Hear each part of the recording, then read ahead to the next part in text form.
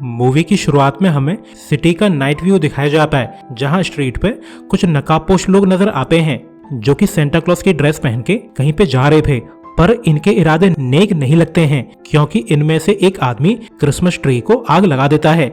दरअसल ये लोग रॉबर्स हैं जो एक बैंक में इंटर कर जाते हैं, जहां इनका लीडर डायरेक्टली सिक्योरिटी गार्ड को मार देता है, जिसके बाद वो अपने बैंक में डिपॉजिट काउंटर का सारा पैसा भरवा लेता है। साथ ही वो बैंक और फाइनेंशियल इंस्टीट्यूशन के लिए हेटफुल स्पीच देने लगता है और फिर ये लोग सभी हॉस्टेजेस को एक रूम में बंद कर देते हैं। साथ ही वो हॉस्टेजेस के लिए क्रिसमस प्रेजेंट भी छोड़ देते हैं। तो एक बहादुर लेडी इस गिफ्ट को ओपन करने लगती है, तो अंदर के प्रेजेंट को देख के ये लेडी डर जाती है, क्योंकि बॉक्स में तो एक ग्रेनेड है। वहीं बैंक के बाहर पुलिस आ चुकी थी, जिन्हें देखकर बैड गाइस गोलियां चलाने लगते हैं। साथ ही ठग्स का लीडर रोड पे कुछ गिफ्ट बॉक्स फेंकने लगता है जिनमें बॉम्ब थे, और फिर रॉबर्ट्स का लीडर इन बॉम्ब्स को एक्सप्लोड करके खूब तबाही मचाता है, जिसमें काफी सारे कॉप्स इंजर्ड हो जाते हैं।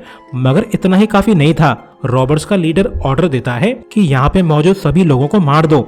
इसके बाद सीन चेंज होता है, जहाँ पे हमें न्यूयॉर्क पुलिस डिपार्टमेंट की चीफ शिया दिखाई जाती है, जो लास्ट नाइट इंसिडेंट की वजह से काफी भड़की हुई है। तो वो FBI एजेंट से कहती है कि पुलिस डिपार्टमेंट FBI के साथ फुली कोऑपरेट करने के लिए तैयार है, मैं बस उन रॉबर्ट्स को ठिकाने लगाना चाहती हूँ। नेक्स्ट सीन में हमें स्टेट प्रिजन दिखाई जाती है, जहाँ जेम्स नाइट को रखा गया है। प्रीवियस पार्ट में जेम्स नाइट ने वीना और उसके क्रू को मार दिया था, जबकि उसे ऐसा करने के ऑर्डर नहीं थे। तो एज अ रिजल्ट नाइट जेल काट रहा है, जिस पर प्रिजन वार्डन कहता है कि मिस्टर नाइट, आपने काम तो अच्छा किया है, मगर जो भी हो, आपने लॉ को अपने हाथों में लेना नहीं चाहिए था। ये एक्सेप्टेबल नहीं है। वैसे इस प्रिजन में कैसी रोड्स भी मौजूद है, जो पहले वीना के लिए काम किया करता था और अब उसे 25 साल की जेल हुई है। तो वो मौका मिलने पे अपनी वाइफ को कॉल करता है, मगर अब उसकी वाइफ उससे बात करना नहीं चाहती। इसके बाद प्रिजन में कैसे की मुलाकात नाइट से होती है, तो हमें पता चलता है कि मर्सर अभी भी जिंदा है, जो सैंगो के अटैक से कैसे भी बच गया था। लेकिन तभी यहाँ पे एक आदमी आ जाता है जिसका नाम रिकी है, जो पूछता है कि कैसे रोड्स, तुम आजाद होने के लिए क्या कर सकते हो।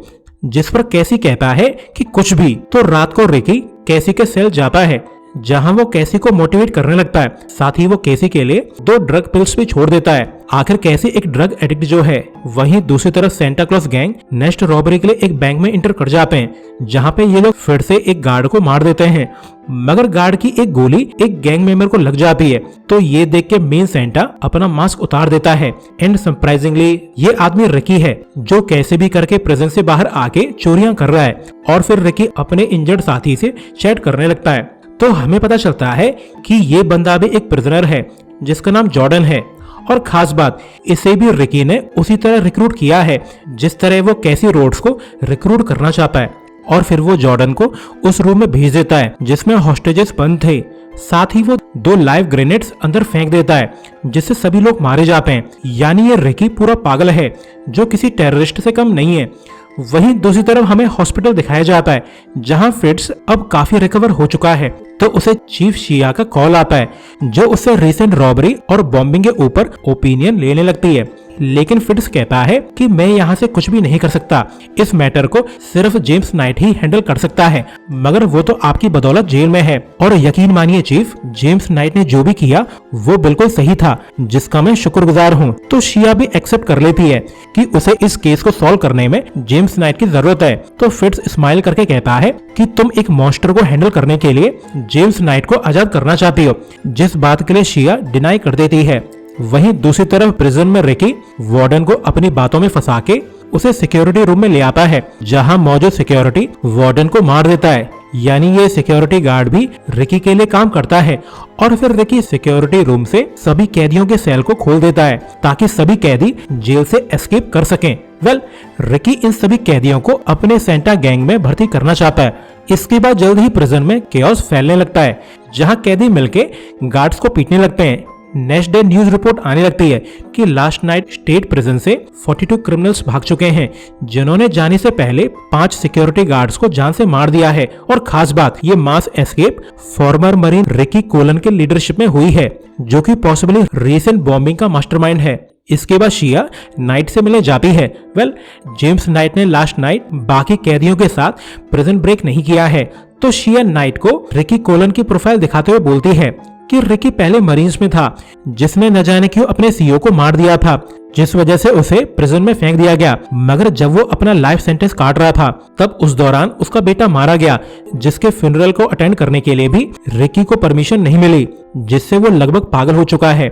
साथ ही वो रिलीजियस बातें करने लगा, तो उसकी प्रिजन लाइफ कम कर दी गई और अब वो फुल फ्री होके प्रिजन कंसल्टेंट का काम कर रहा है। FBI रिकॉर्ड के हिसाब से रिकी ने एटलीस्ट 21 लोगों को मारा है और 8 रॉबरीज की हैं, मगर उसने कभी भी अपना फेस शो नहीं किया है, एटलीस्ट कल से पहले तो कभी भी नहीं।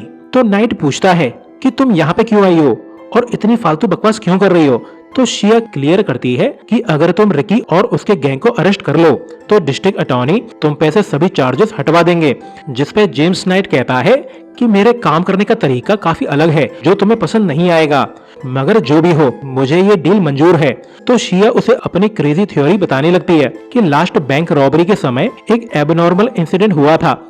हमारे सिटी मेयर उसी समय बैंक में जाने वाले थे जिस टाइम रॉबर्ट्स ने बैंक में मारकाट मचाई थी, लेकिन कोइंसिडेंटली सिटी मेयर वहां बैंक में मौजूद नहीं थे। इवन वो तो बैंक गए ही नहीं थे, यानी किसी ने मेयर को इन्फॉर्म कर दिया था कि बैंक में रॉबरी होने वाली है।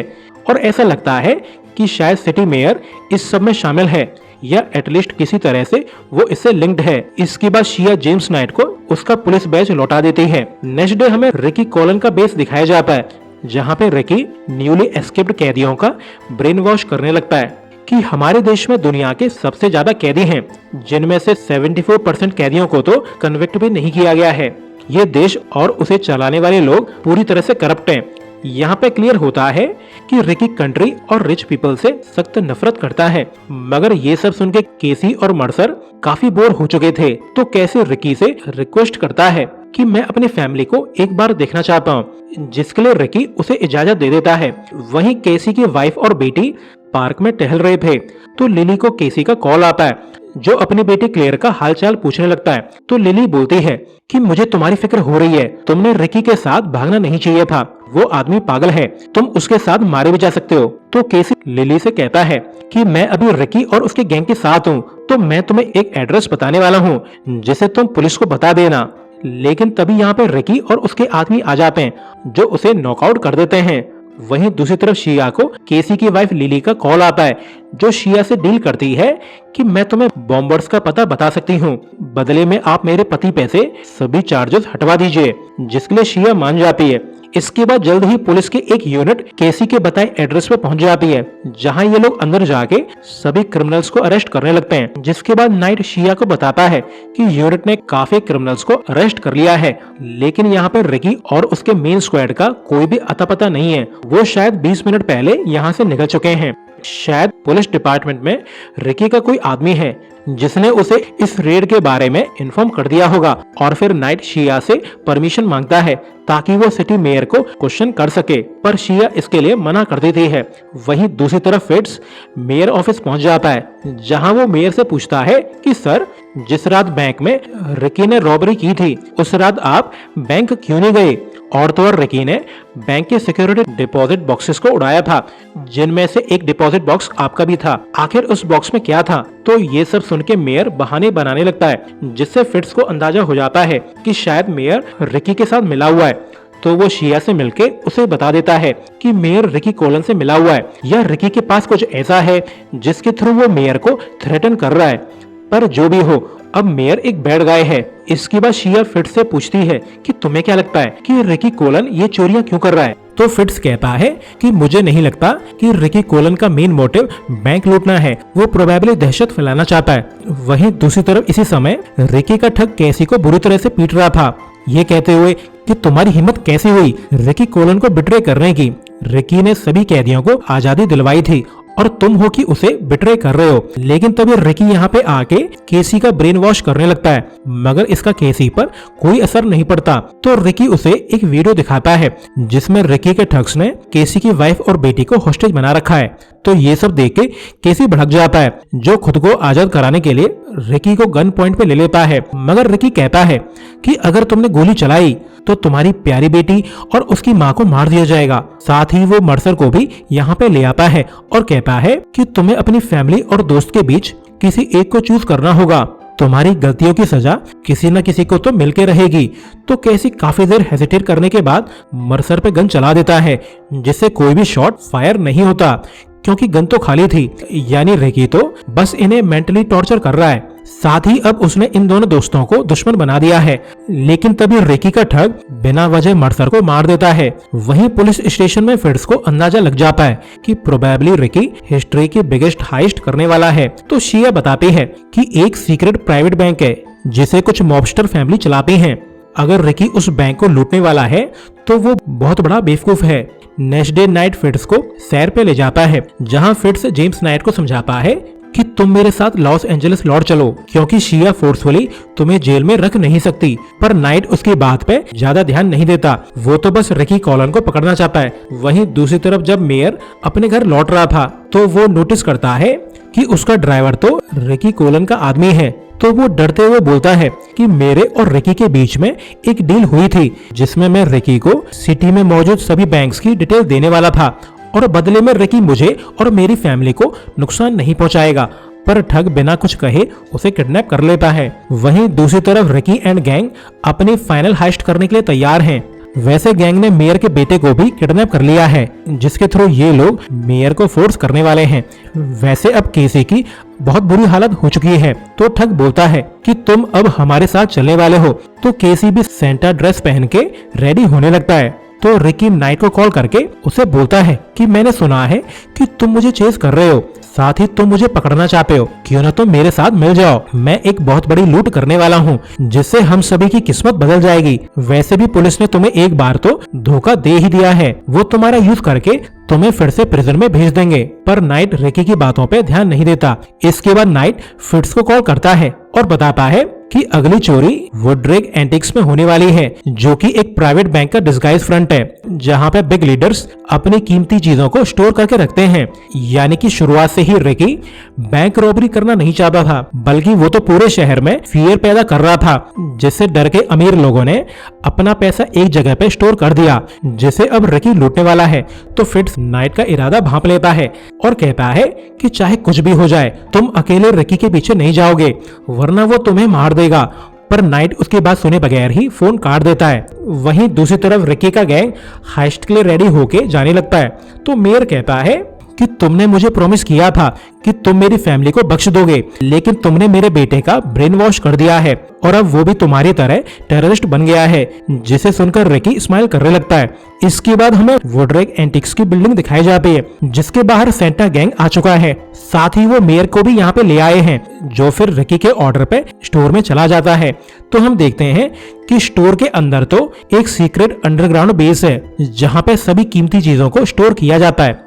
तो अंदर जाके मेयर सेंटा गैंग को सिग्नल कर देता है, जिससे वो अंदर आके सिक्योरिटी गार्ड को मार देते हैं। इसके बाद बैंक सिक्योरिटी और रॉबर्ट्स के बीच में तगड़ी गन फाइट चालू हो जाती है, जिससे ज्यादातर सिक्योरिटी गार्ड्स मारे जाते हैं। इसी समय जेम्स नाइट भी बैंक के बाहर आ चुका था, जो एक ठग को गन पॉइंट पे ले लेता है। पर नाइट को पता चलता है कि ये तो मेयर का बेटा है, जो काफी डरा हुआ है। तो नाइट उसे जाने देता है और फिर वो खुद बैंक में जाने लगता है। वहीं बैंक में ठग्स एक सिक्योरिटी गार्ड को फोर्स करके वॉल्ट खुलवा लेते हैं, जो कि कीमती चीजों से भरी हुई है। तो कैसी रिकी से पूछता है कि तुमने इतना सारा ड्रामा और मारकाट सिर्फ ये सब लूटने के लिए किया था, तुम बस एक पागल चोर हो। तो रिकी कहता है कि इस सीक्रेट बैंक में इतना पैसा और सोना है कि रूलिंग गवर्नमेंट का तख्ता पलटा जा सकता है, यहाँ तक कि देश की इकोनॉमी को भी बर्बाद किया जा सकता है। तो ये सुन के केसी को समझ में आ जाता है कि रिकी तो इस देश की गवर्नमेंट से रिवेंज लेना चाहता है, क्योंकि उन्होंने रिकी की लाइफ बर्बाद कर दी थी। साथ ही उन्होंने रिकी को उसके बेटे के फ्यूनरल में भी जाने नहीं दिया था, जबकि रिकी तो इसी देश का सोल्जर था। तो अब रिकी इस देश और उसकी सरकार को बर्बाद करना चाहता है। इसके बाद ठग्स सारा माल एक वैन में रखने लगते हैं, लेकिन तभी यहाँ पे जोरदार धमाके की आवाज सुनाई देती है। बैंक में नाइट आ चुका है, जो कि एज यूजुअल धूम धड़ाका चालू कर देता है, जहां वो एक एक करके सभी बैड गाइज को मारता जाता है। जल्द ही वो गैंग के मोस्ट ऑफ द मेंबर्स को मार देता है और अब बस रिकी का स्पेशल क्रू ही जिंदा बचा है। तो रिकी समझ जाता है कि डिटेक्टिव नाइट यहाँ पे आ चुका है, तो ये लोग कैसी को हॉस्टेज बना लेते हैं। तो कैसी मौका पाके ठग को पीटने लगता है, पर ये ठग तो केसी पर भी भारी पड़ रहा था। वहीं जब नाइट की बुलेट खत्म हो जाती है तब रिकी उसे मारने के लिए रेडी हो जाता है, पर तभी नाइट का पार्टनर यहाँ आके रिकी को गोलियों से भून देता है, जिससे वो बैडली इंजर्ड हो जाता है। वहीं केसी जैसे तैसे करके लाश ठग को भी ठिकाने लगा देता है। वहीं दूसरी तरफ केसी के घर पे पुलिस पहुंच जाती है, जो बैड गाइस को अरेस्ट करने में कामयाब हो जाती है। और फिर जल्द ही केसी भी घर लौट आता है, तो उसे जिंदा देख के उसकी फैमिली काफी खुश है। और इसी सीन के साथ ये मूवी एंड हो जाती है।